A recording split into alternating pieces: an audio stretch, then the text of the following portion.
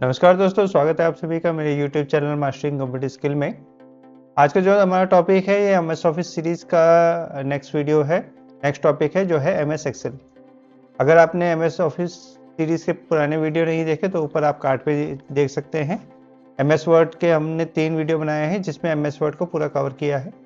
ठीक है, जो पॉलिटेक्निक स्टूडेंट है वो MS वर्ड वाला वीडियो जरूर देखें, उसमें आपके 5 प्रैक्टिकल कवर हो रहे हैं।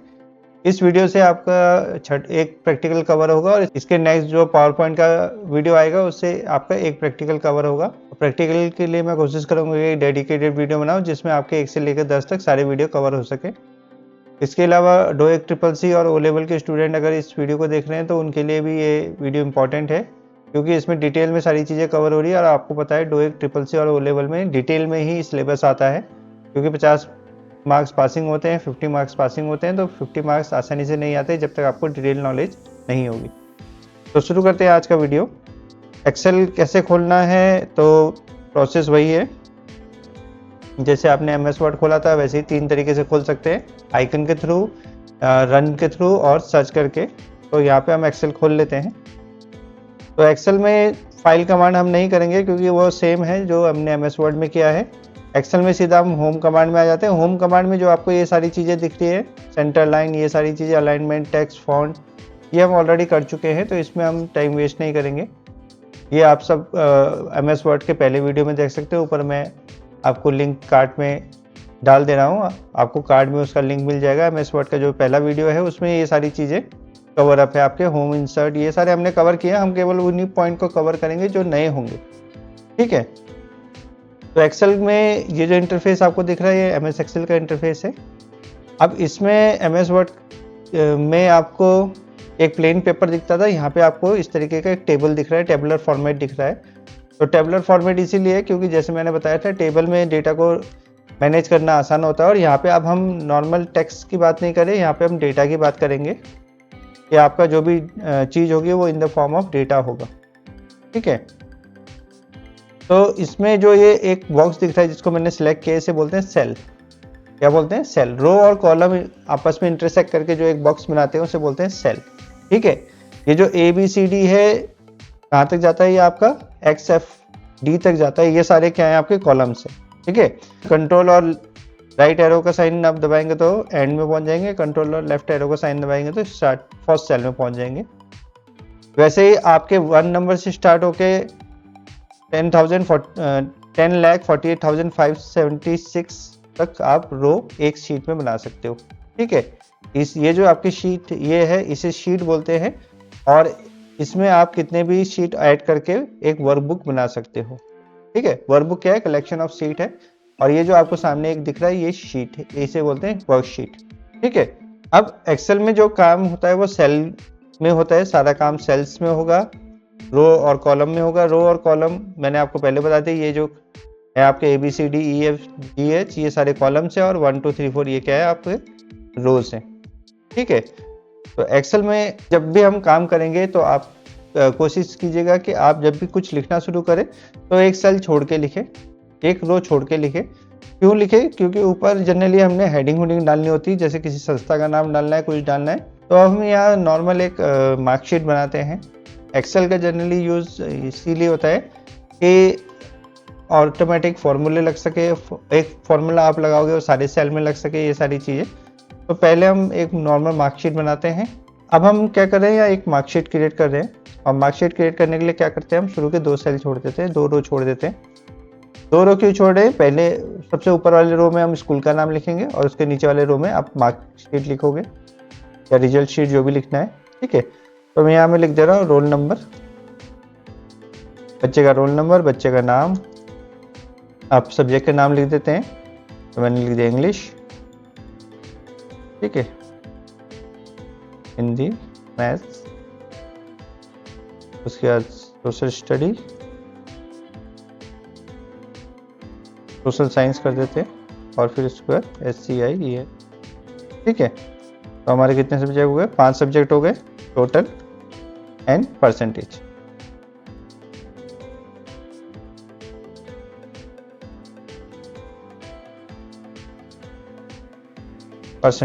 ये हमारे सारे फील्ड्स हो गए।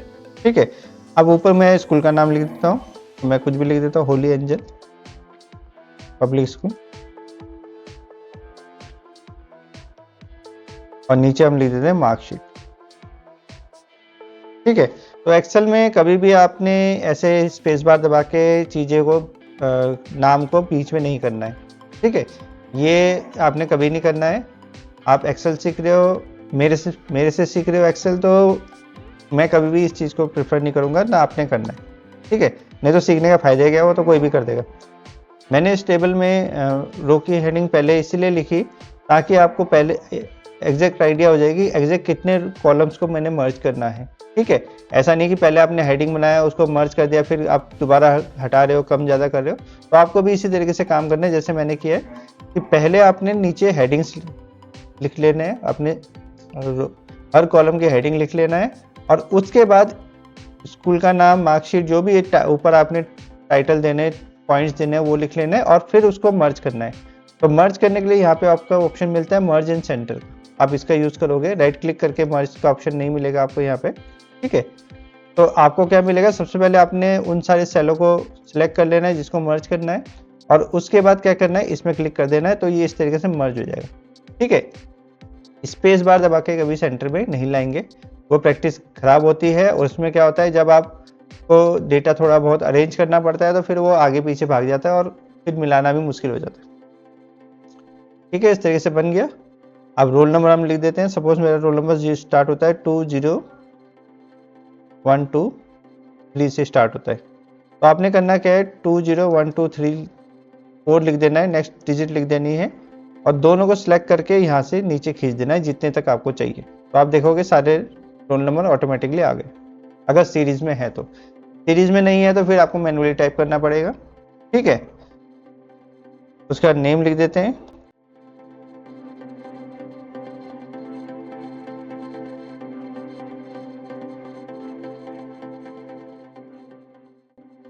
ठीक है, तो कुछ बच्चों के हमने नाम लिख लिए हैं। अब यहाँ पे नाम बड़े हो रहे हैं तो आप क्या करोगे, ए, बी और सी के बीच में क्लिक करोगे तो आपका जो सेल कॉलम है वो ऑटोमेटिकली एडजस्ट हो जाएगा।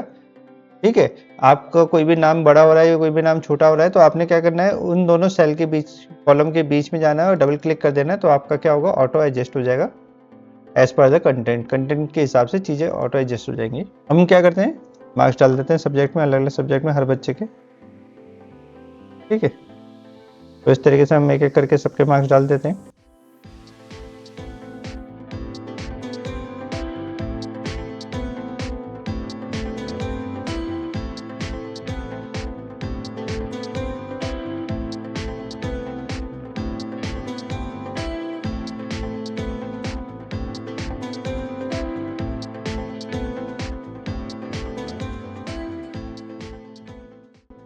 तो हमारे मार्क्स एंटर हो चुके हैं। अब हमें टोटल लगाना है। तो एक्सेल में सारा काम किस में होता है, आपका फॉर्मूले में होता है। यहाँ पे इसीलिए एक्सेल को यूज़ किया जाता है क्योंकि ये टेबल तो हम नॉर्मली वर्ड में भी बना सकते हैं, कोई प्रॉब्लम नहीं है। लेकिन क्योंकि वर्ड में फॉर्मूले नहीं लगते हैं लेकिन इतने एफिशिएंटली नहीं लग पाते जितने एक्सेल में लगते हैं, तो इसीलिए हम एक्सेल का यूज़ करते हैं। तो एक्सेल में फॉर्मूला जब भी आप लिखोगे आपको याद रखना है कि every formula start with is equal to. ये क्वेश्चन भी आता है एक मार्क्स में कि every formula start with dash, तो वहाँ पे आपको लिखना है इज इक्वल टू। बिना इज इक्वल टू के फॉर्मूला नहीं लगेगा। क्यों नहीं लगेगा वो भी समझ लेते हैं। अब आप कभी फॉर्मूला ऐसे नहीं लगाओगे कि 67 प्लस 77 इस तरीके से नहीं लगाओगे। ठीक है, आप फॉर्मूला लगाओगे कि ये जो सेल है, कौन सा सेल है, ये C4। ये C4 कहाँ से आया, C यहाँ से आया और 4 यहाँ से आया। ठीक है, C4 कहाँ से आया, C यहाँ से आया और 4 यहाँ से आया, तो C4 इसकी जो पोजीशन है C4 है।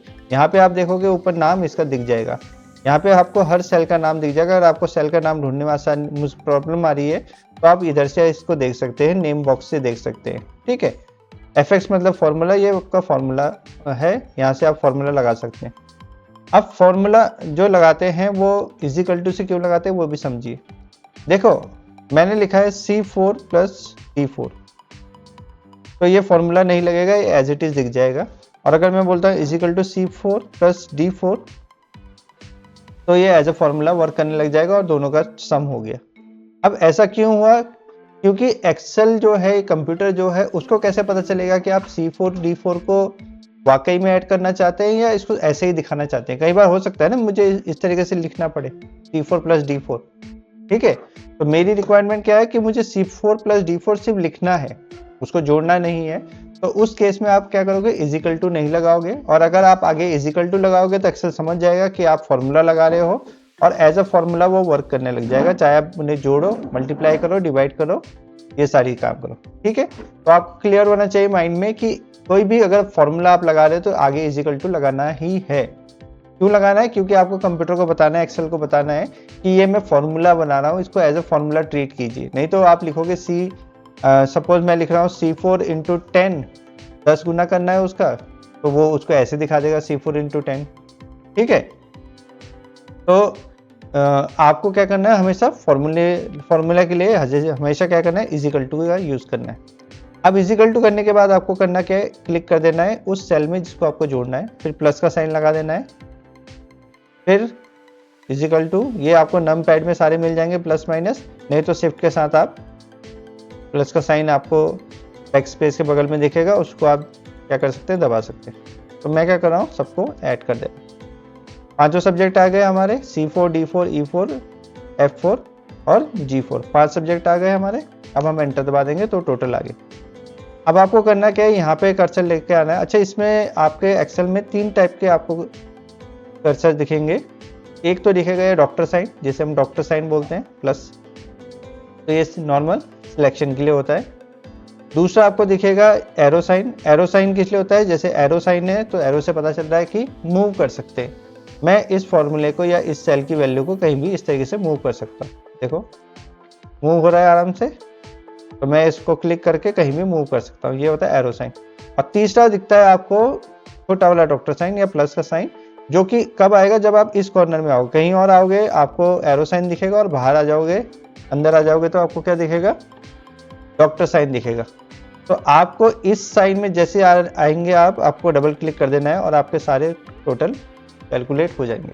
यही फायदा है आपका एक्सेल का। डजंट मैटर यहाँ पे मेरे पास कितने रिकॉर्ड है, 13 रिकॉर्ड है, ठीक है। रिकॉर्ड मैंने कैसे चेक किए, यहाँ से आप क्लिक करके सिलेक्ट करोगे तो वो दिखा देगा 13 रो, ठीक है। तो 13 रो का मतलब क्या है, कितने रो हैं आपके, 13 रो हैं, ठीक है। तो इस तरीके से आप काउंट कर सकते हैं। तो डजंट मैटर 13 रो है, 130 रो हो, 1300 रो हो या 13 लाख रो हो, कोई फर्क नहीं पड़ेगा। आपको बस डबल क्लिक कर देना है और ऑटोमेटिकली वो सारे फॉर्मूले, सारे टोटल कैलकुलेट कर देगा। अब वैसे परसेंटेज है तो इजिकल टू लगाना कंपलसरी है अगर आप फॉर्मूला बना रहे हैं तो किसका परसेंटेज क्या होगा, total divide by number of subject, ये आपका परसेंटेज का फॉर्मूला हो गया, total divided by number of subject. और एंटर करेंगे तो टोटल आ गया आपका। आपको बस दोबारा यहाँ पे लाना है आपका कर्सर और डबल क्लिक कर देना है, तो ये आपका टोटल आ गया। तो हमारी मार्कशीट आराम से तैयार होगी, ठीक है। अब आपको करना क्या है, इस तरीके से पूरा सिलेक्ट करना है और यहाँ पे बॉर्डर्स आएंगे आपके, ठीक है। बोल्ड इटैलिक अंडरलाइन के बगल में आपको बॉर्डर मिलेगा, ऑल बॉर्डर आप कर दीजिए, इस तरीके से आपको बॉर्डर बन जाएगा और ये आपकी मार्कशीट तैयार होके आ गई, ठीक है। तो काफ़ी आसान है, इस तरीके से आप मार्कशीट बना सकते हैं, और भी चीज़ें बना सकते हैं। अभी हम और भी एग्जाम्पल देख लेंगे, ठीक है। अच्छा, अब इसमें आपको काम टास्क दिया गया है यार, इसमें उन बच्चों की पहचान करो जिनके मार्क्स थोड़े कम हैं। थोड़े कम है कि यहाँ तो सब पास है तो कोई प्रॉब्लम नहीं है, लेकिन आपको बोला यार ऐसे बच्चे के मार्क्स हाईलाइट करो जिनके 50 से या 60 से कम है, फर्स्ट डिवीजन से कम है, 60 से कम मार्क्स है, उनको हाईलाइट करो। तो यहाँ तो चलो कम बच्चे आप ऐसे ढूंढ लोगे, हाँ ये 45, 54 है, लेकिन अगर यही काफ़ी ज़्यादा रिकॉर्ड हो, 1500 रिकॉर्ड हो, 2000 रिकॉर्ड हो, तब तो ढूंढना काफ़ी मुश्किल हो जाएगा। तो उस केस में आपको यहाँ एक ऑप्शन मिलता है कंडीशनल फॉर्मेटिंग का, ठीक है। अभी हम होम टैब के सारे टॉपिक कर रहे हैं, तो कंडीशनल फॉर्मेटिंग इसलिए मैं कर रहा हूँ। पहले चलो कंडीशनल फॉर्मेटिंग स्टार्ट करें, कंडीशनल फॉर्मेटिंग में आ जाते हैं। तो कंडीशनल फॉर्मेटिंग में आपको सबसे पहले मिला highlight cell rule, greater than, less than. तो अभी मुझे लेस देन देखना है, तो लेस देन, और यहाँ पे आपको पूछेगा कितना करना है, तो मैंने बोला 60 से कम वाले, तो आप ओके कर देंगे तो आपको यहाँ दिख जाएगा 60 से कम वाले किसी बच्चों के किस किस सब्जेक्टिव मार्क्स है वो सारा हाईलाइट होके आ जाएगा। अच्छा, कलर्स आपको चेंज करना है तो कलर आप चेंज कर सकते हो। अच्छा, पहले आप क्या करेंगे, यहाँ से क्लियर रूल करेंगे, क्लियर रूल, पुराना रूल हटा देंगे, करना क्या है, clear rule from selected cell या एंटायर शीट, जो भी करना है। फिर आप क्या करोगे, लेस देन में जाओगे और यहाँ पे आपको कौन सा लगाना है वो आप चूज कर लोगे। देखो कस्टम फॉर्मेट भी आप कर सकते हो, अपना कस्टम फॉर्मेट भी लगा सकते हो, ठीक है।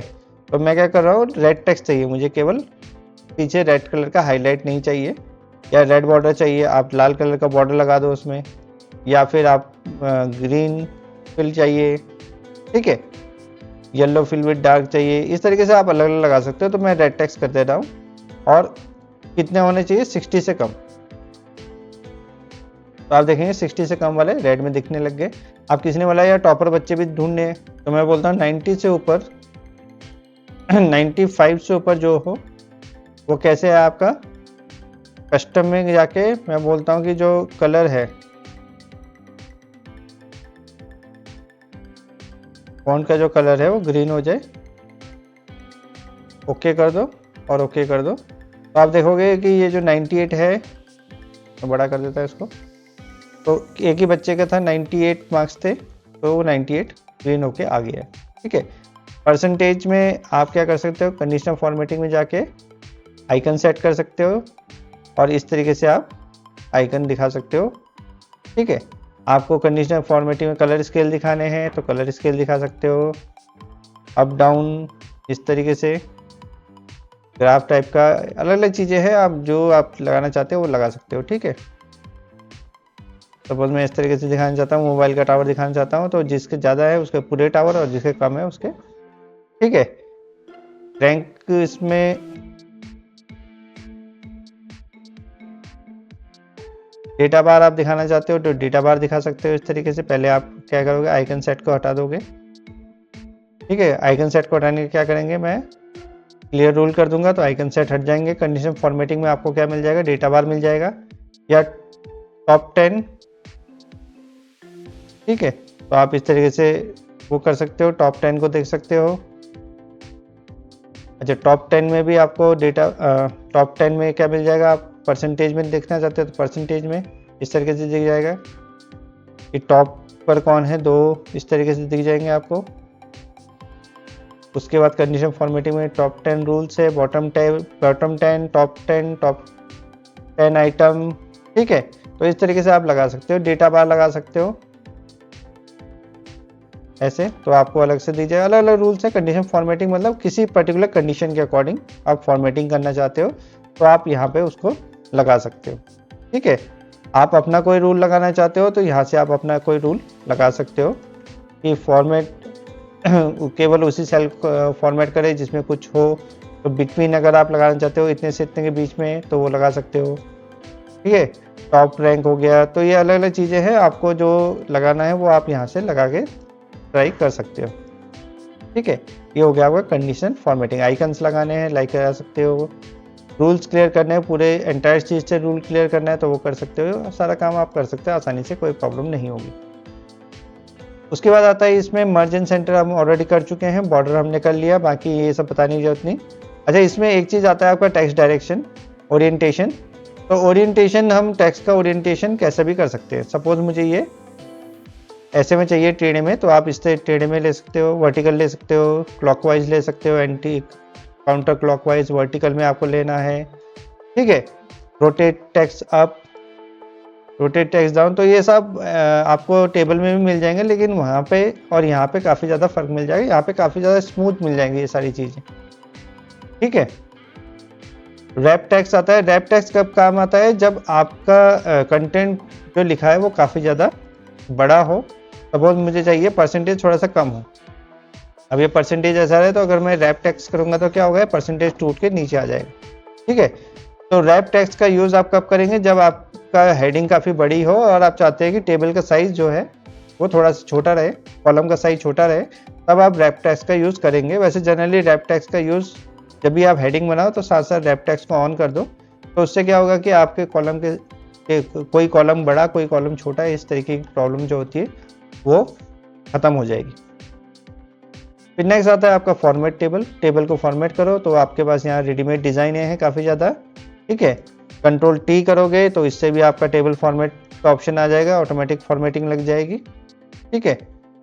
तो आते हैं हम फॉर्मेट टेबल में। तो फॉर्मेट टेबल आपके पास अलग अलग डिज़ाइन है, जो डिज़ाइन आपको पसंद है वो आप लगा लीजिए।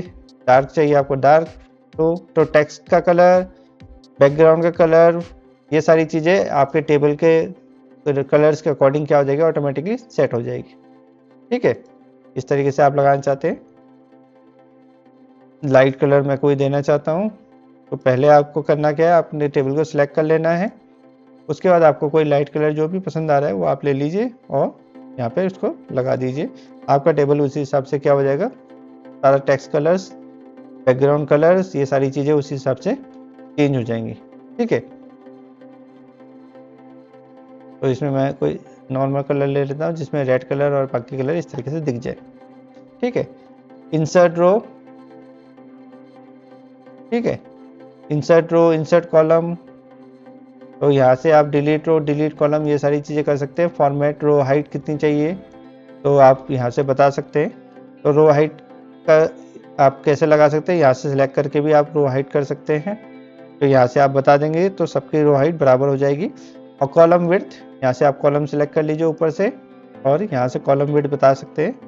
तो यहाँ पे आप बोलेंगे कि मुझे सपोज 8 चाहिए कॉलम विड्थ, तो सब सारे कॉलम बराबर हो जाएंगे इस तरीके से। ठीक है, और अगर आप सिलेक्ट करके किसी बीच में क्लिक करेंगे कॉलम के तो ऑटो फिट हो जाएगा, कंटेंट के अकॉर्डिंग ऑटो फिट हो जाएगा। वैसे आपके रो है, रो में भी आप बीच में क्लिक करेंगे, पहले सिलेक्ट कर लीजिए सारे को और बीच में क्लिक कीजिए तो रो भी आपके ऑटो फिट हो जाएंगे। ठीक है, फिर आता है आपका फिल। तो फिल में आपके सीरीज आती है, आपको सपोज कोई सीरीज बननी है तो आप यहाँ पे भर सकते हैं। जैसे 1 2 3 4 हमने लिखा था, रोल नंबर था, तो रोल नंबर भी आप भर सकते हैं यहाँ से सीरीज का यूज़ करके। अच्छा, इसमें सबसे ज़्यादा जो यूज़ होता है वो होता है ऑटो सम। ऑटो सम मतलब जैसे हमने जो फॉर्मूला लगाया था, ये वाला फॉर्मूला, इसको मैं डिलीट करने की जगह यहाँ से ऑटो सम भी लगा सकता हूँ, तो ऑटोमेटिकली वो सम कर देगा और आप इसको डबल क्लिक करेंगे तो ये सब में लग जाएगा। ठीक है, तो जब भी आपको टोटल करना है, खास करके प्लस करना है, तो उस केस में ऑटो सम लगाया जा सकता है। ऑल्ट प्लस इजिकल टू इसका फॉर्मूला है, यहाँ पे मैं लिखूंगा ऑल्ट और इजिकल टू दबाऊंगा तो आपका ऑटो सम का फॉर्मूला लग जाएगा, ये सबका सम आ गया। ठीक है,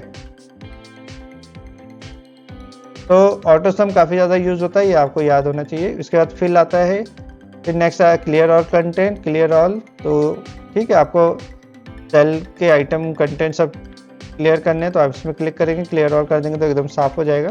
ठीक है, कुछ डिलीट करना है, फॉर्मेटिंग हटानी है तो वो यहाँ पे आपका क्लियर हो जाएगा। ठीक है, सीरीज में आपका कुछ नहीं है, मुझे भरना है 1 और ये सीरीज बननी है मुझे नीचे, यहाँ से लेकर नीचे तक, तो 1 1 1 1 सेलेक्ट कर लेंगे आप और उसके बाद सीरीज भर देंगे। ठीक है, आप सीरीज में जनरल तो स्टेप वैल्यू 1 ही रहती है, लेकिन मैं चाहता हूँ कि आपकी जो स्टेप वैल्यू है वो कैसी हो, 10 की स्टेप वैल्यू में भरना मुझे। ठीक है, आपको किसी ने कहा कि यार सीरीज बननी है लेकिन बीच में कितने का गैप होना चाहिए, 12 का गैप होना चाहिए या 10 का गैप होना चाहिए, तो इस तरीके से आप भर सकते हैं और उस तरीके की सीरीज आपकी बन जाएगी। ठीक है, अच्छा, डेट भरनी है आपने तो डेट भर सकते हैं। ओके, तो अभी तो डेट हमने लिखा ही नहीं है। ठीक है, सपोज मैं आज की तारीख डाल देता हूँ और इसी को खींच देते हैं, तो इसे खींचेंगे तो ऑटोमेटिकली वैसे डेट ले लेगा, नहीं ले रहा है तो हम इसको सीरीज के थ्रू भर सकते हैं। ठीक है, ओके कर देंगे तो आप इस तरीके से आपका डेट बढ़ जाएगा, 6 7 8 9 10 11 18 तारीख तक आ गया। इस तरीके से आप सीरीज से भर सकते हैं, वैसे जनरली इसकी यूज़ कम ही होता है। ठीक है, अब आता है next sort and filter. Filter तो ऑलरेडी लगा हुआ है, फिल्टर ये लग रखा है आपका, ये फिल्टर कहलाता है। ठीक है, तो पहले मैं फिल्टर हटा देता हूँ।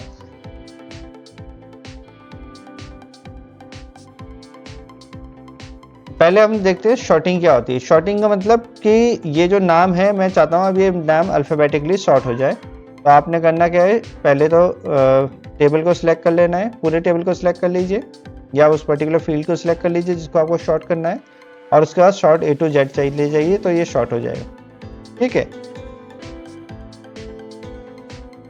दोबारा देख लेते हैं, तो आपने बोला शॉर्ट A to Z तो ये शॉर्ट हो गया और आप देख सकते हैं कि रोल नंबर भी उस हिसाब से चेंज हो जा रहे हैं, सारी चीज़ें उस हिसाब से चेंज हो जा रही हैं, ठीक है।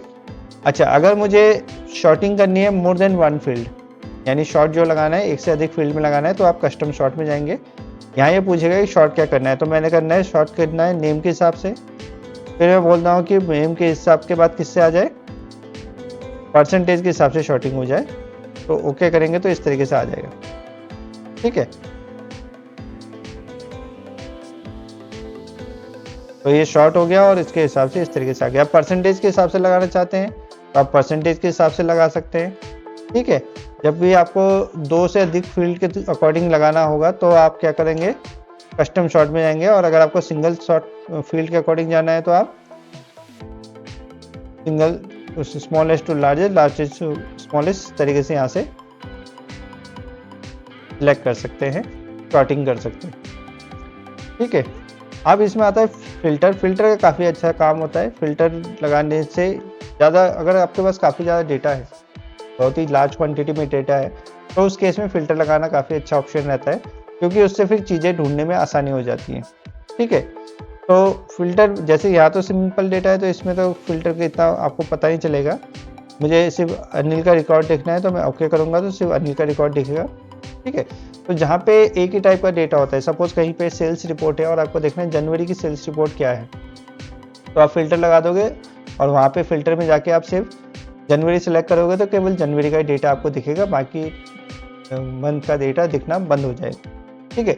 या किसी कोई पर्टिकुलर सेल्स पर्सन का आपको डेटा देखना है, सपोज मुझे अनिल का डेटा देखना है, उसने कितना सेल किया है, तो आप फिल्टर लगा दोगे तो सिर्फ अनिल का डेटा दिखेगा, बाकी डेटा हाइड हो जाएगा, ठीक है।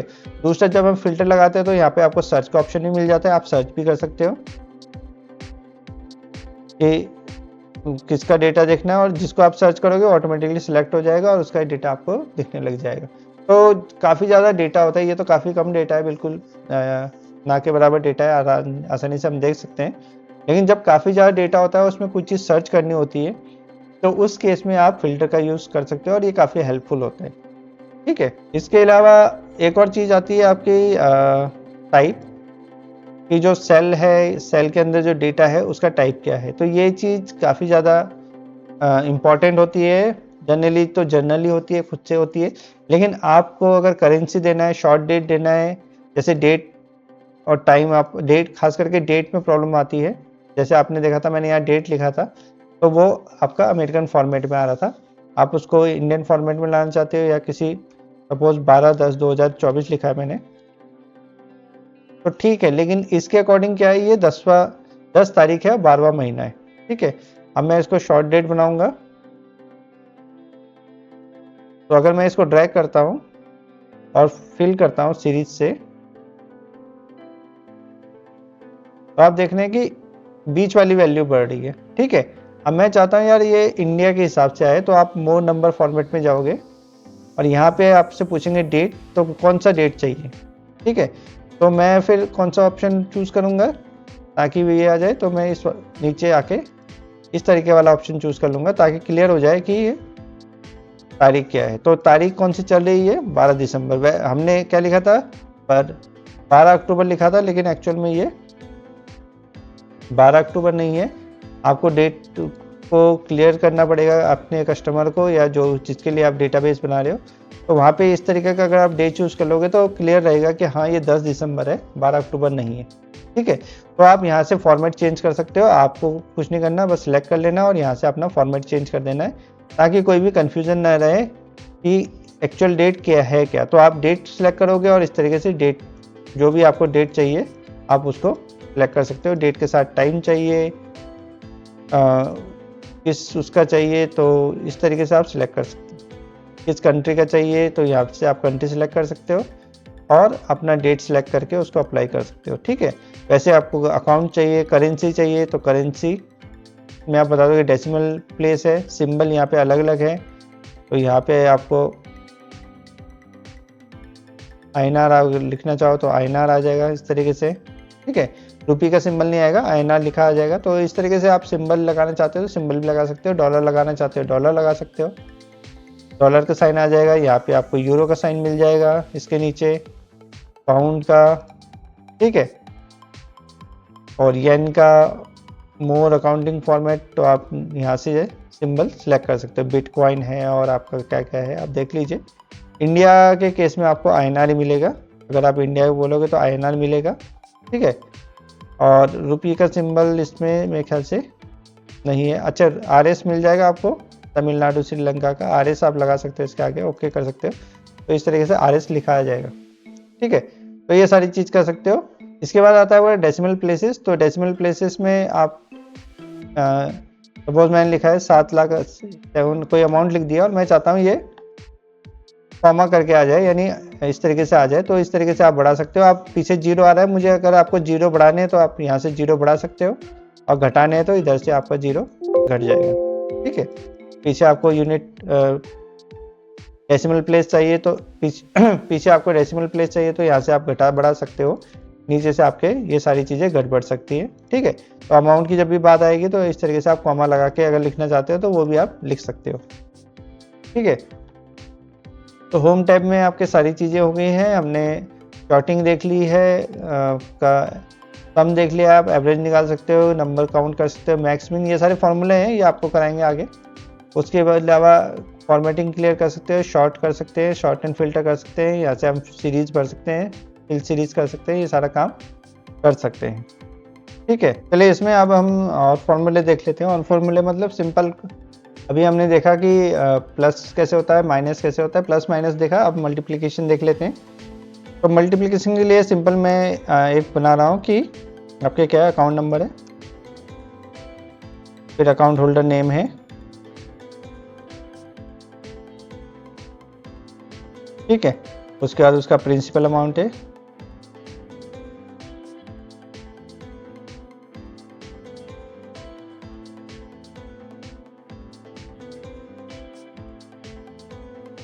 प्रिंसिपल अमाउंट है। उसके बाद रेट है, किस रेट से उसने लोन लिया है, कितने टाइम के लिए लिया है, P into R into T, और उसका SI कितना पड़ रहा है और टोटल अमाउंट कितना पड़ रहा है,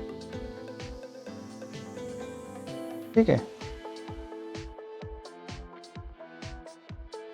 तो एक हम फॉर्मूला बना रहे हैं जिसमें हम कैलकुलेट करेंगे, एक शीट बना रहे हैं। तो एक हम शीट बना रहे हैं जिसमें हम कैलकुलेट करेंगे कि अगर किसी ने लोन लिया है तो उसको कितना पे करना पड़ेगा, ठीक है। तो हमारा टेबल ये जो दिख रहा है वो थोड़ा टेढ़ा मेढ़ा दिख रहा है, तो मैं क्या करूँगा, आप क्या करोगे, सारे कॉलम को सिलेक्ट कर लीजिए और कॉलम विड्थ में चले जाइए और एक कॉलम विड्थ फिक्स कर दीजिए, तो सबके कॉलम विड्थ बराबर होगी, ठीक है। तो अकाउंट नंबर डाल देते हैं कुछ भी, 1 2 4 सपोज कुछ भी डाल दीजिए, ठीक है।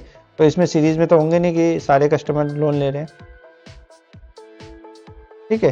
तो मैं क्या करता हूँ, इसी को कॉपी कर देता हूँ नीचे तक और लास्ट के 2-3 डिजिट चेंज कर देता हूँ। तो यहाँ पे आप देखोगे डायरेक्टली एडिट नहीं होगा, तो आप क्या करोगे, ऊपर चले जाओगे फॉर्मूला बार में और यहाँ पे चेंज कर दोगे, फिर यहीं क्लिक कर दीजिए दोबारा,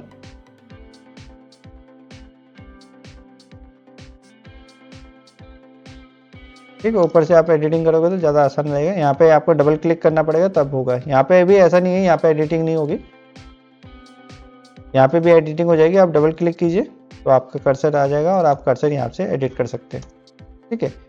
तो यहाँ पे आ जाइए, एक वैल्यू ज़्यादा होगी, कम कर देते हैं,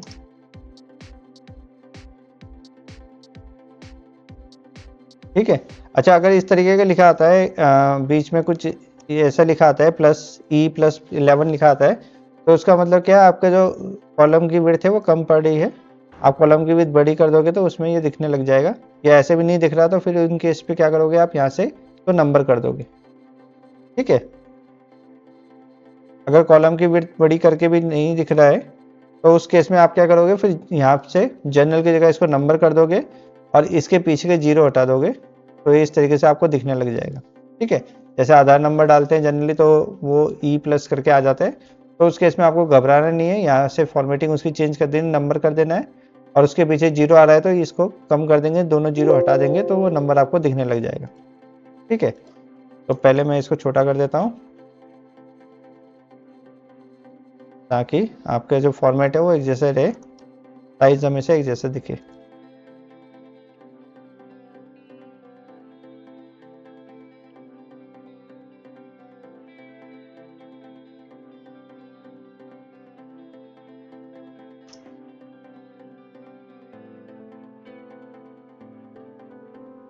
तो सपोज ये कुछ कस्टमर है जिन्होंने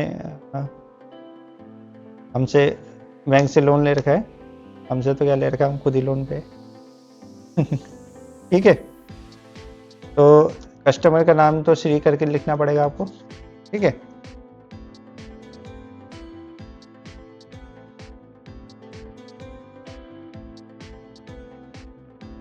तो अब ये नाम बड़ा हो गया तो आप डबल क्लिक करेंगे और आपका सेल उसी हिसाब से, ठीक है। पहला ही नाम गलत हो गया श्री कैसे होगा?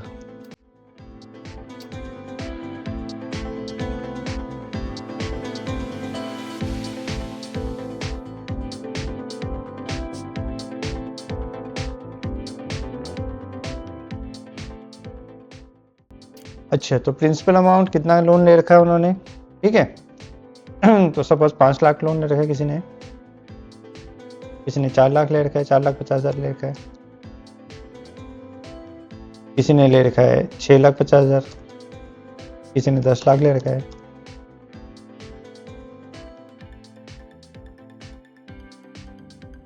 ओके, तो रेट तो फ्लैट रेट कर देते हैं हम 7% का, 9% का कर देते हैं। तो हम बोले 9% है, आप डबल क्लिक करोगे सब में आ जाएगा। टाइम, अब टाइम ड्यूरेशन सबका अलग अलग होगा, ठीक है। किसी ने 5 साल के लिए ले रखा है, किसी ने 6 साल के लिए ले रखा है, किसी ने 3 साल के लिए, 4 साल के लिए, 5 साल के लिए, 6 साल के लिए, 3, 5, 6, 7, ठीक है। बड़े अमाउंट के लिए हम 7 साल का दे रहे हैं। अच्छा, सिंपल इंटरेस्ट, तो सिंपल इंटरेस्ट का फॉर्मूला क्या होता है आपका, पी प्रिंसिपल इनटू, आप मल्टीप्लाई के लिए आप क्या यूज करोगे, स्टार यूज करोगे। इफ के साथ 8 दबाएंगे या कीबोर्ड में आपके नम पैड में अगर स्टार का साइन होगा तो आप उसको दबाएंगे। आप मल्टीप्लाई के लिए एक्स नहीं करेंगे, ये नहीं चलेगा, आपको स्टार दबाना पड़ेगा। P into R into T, principal into rate into time, ठीक है। और डिवाइड किससे होता है वो, P into R into T divided by 100। तो ये इनका इंटरेस्ट बन गया।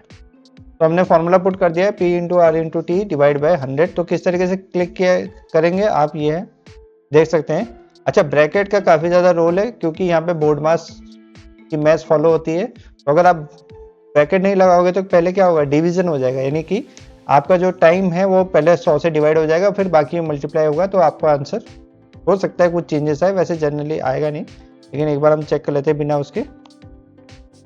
तो आंसर तो सेम आ रहा है क्योंकि कंप्यूटर है, थोड़ा बहुत वो अपने एडजस्टमेंट कर लेता है, लेकिन फिर भी आप as a caution, as a precaution क्या करोगे, ब्रैकेट लगा दोगे।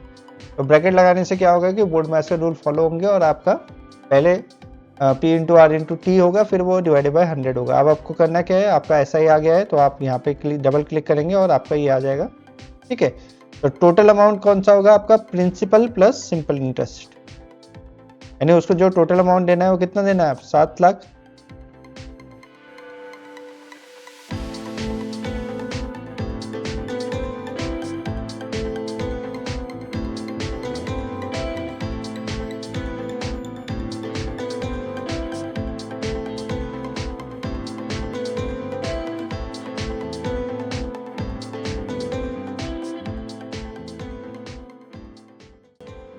ठीक है, तो ये कुछ हमारे नॉर्मल आ गए। वैसे ये बिल नॉर्मल नहीं बना रहे हैं, मैं बोल रहा हूँ 5 यूनिट पर 5 रुपये पर यूनिट चार्जेस है, ठीक है।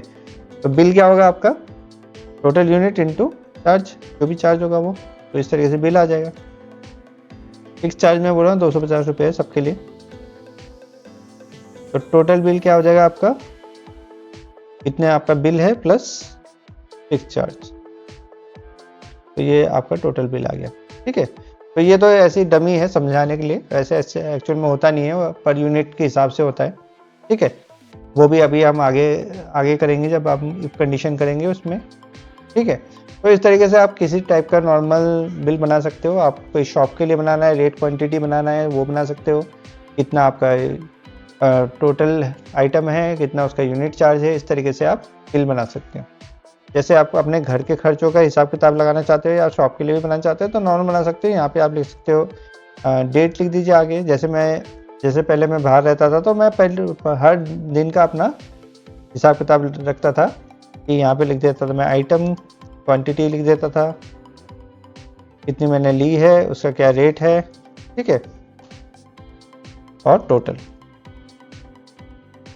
तो टोटल में आपने फॉर्मूला लगा देना है क्या answer, rate into quantity, rate into quantity, और उसके बाद यहाँ पे डेट लिख देना है। तो डेट लिख देना जो आज जो भी तारीख होगी 12, तो इस तरीके से। और इसको इंडियन फॉर्मेट में लाने के लिए आप कहाँ जाएंगे, मोर में जाएंगे और उसके बाद डेट में जाएंगे और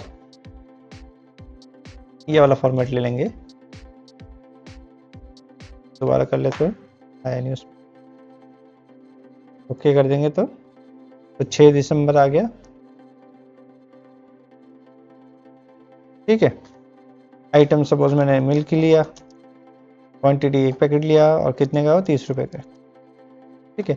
अब मैं क्या करूँगा, इस फॉर्मूले को नीचे खींच दूंगा जितने दिन तक चाहिए, और यहाँ पे आप लिखते रहोगे कि सेम डेट में अगर मैंने लिया है तो इसी को मैं कॉपी कर देता हूँ, नीचे पेस्ट कर देता हूँ। सपोज मैंने राइस लिया, ठीक है, राइस कितना लिया मैंने, सपोज 5 किलो लिया और 110 रुपये का राइस है। तो इस तरीके से आपका टोटल ऑटोमेटिकली आता रहेगा। आप इस हिसाब से अपने शॉप के लिए भी बना सकते हो कि जो जो आपने चीज़ें बेची है तो आपका ट्रैक होता रहेगा, और नीचे आप क्या करोगे, यहाँ टोटल कर दोगे, और टोटल में आगे जो ऑटो सम हमने देखा था उसमें क्लिक करेंगे तो आपका टोटल भी आता रहेगा कि आपने कितना खर्चा किया है।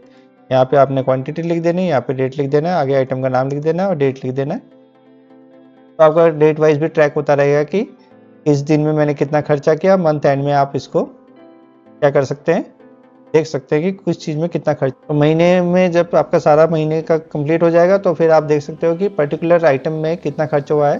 तो वो कैसे करते हैं वो मैं आपको बताऊंगा आगे। सब टोटल में डेटा में आपको मिल जाएगा सब टोटल, तो कितना मिल्क आपने लिया, कितना राइस आपने लिया, कितने का वेजिटेबल लिया, कितने का कुछ और सामान लिया, वो सब आप देख सकते हो। और शॉप में भी काफ़ी यूज़फुल होता है कि किस पर्टिकुलर टॉपिक चीज़ में कितने सामान आया, कितना गया। आप किसी अलग अलग दुकान से सामान आता है आपके शॉप में, तो आप देखना चाहते हो किसी पर्टिकुलर दुकान का कितना बिल हुआ, तो वो भी आप यहाँ पे चेक कर सकते हो। तो वो सब दीजिए आगे बताएंगे, ठीक है। तो इस तरीके से आप किसी भी टाइप का फॉर्मूले और शीट बना सकते हो। इसमें अब हम जो नेक्स्ट टॉपिक में करेंगे वो करेंगे इफ़ कंडीशन। इफ़ कंडीशन कैसे लगती है, कंडीशन कैसे लगती है, और उसके फिर जब हम इफ़ कंडीशन यूज शुरू करेंगे तो आपके फंक्शन भी स्टार्ट हो जाएंगे और फंक्शन का यूज़ करना हम सीखेंगे नेक्स्ट वीडियो में। आज की वीडियो में इतना ही करेंगे क्योंकि लेंदी वीडियो हो जाएगा, फिर बोरिंग हो जाएगा और फिर आपको समझ आना भी बंद हो जाएगा, ठीक है। तो आज के लिए इतना ही करेंगे। अगर आपको ये वीडियो पसंद आ रही है, ये सीरीज़ पसंद आ रही है तो इसको लाइक कीजिएगा, शेयर कीजिएगा, और अगर आप चैनल में पहली बार आ रहे हैं, पहली बार वीडियो देख रहे हैं तो इसको सब्सक्राइब कीजिएगा। और सब्सक्राइब आप करेंगे तो उससे फ़ायदा क्या होगा कि आपको पुरानी सारी वीडियो के लिंक्स मिल जाएंगे, प्लेलिस्ट मिल जाएगी, और साथ ही साथ जैसे ही नया वीडियो मैं पब्लिश करूँगा वो आपको उसका नोटिफिकेशन भी मिल जाएगा, ठीक है। और जो स्टूडेंट है वो अपने दोस्तों के साथ शेयर कीजिए, एग्ज़ाम आने वाले हैं और प्रैक्टिकल भी होने वाले हैं इन अ वीक, तो ये वीडियो ज़रूर देखिएगा। इसमें आपके प्रैक्टिकल सारे कवर हो रहे हैं, ठीक है। इसके पीछे जो MS वर्ड वाली सीरीज़ थी, MS वर्ड के 3 वीडियो हैं, उनको भी ज़रूर देखिएगा, उसमें भी आपके सारे वीडियो कवर हो रहे हैं, ठीक है। तो आज के लिए इतना ही करते हैं, धन्यवाद।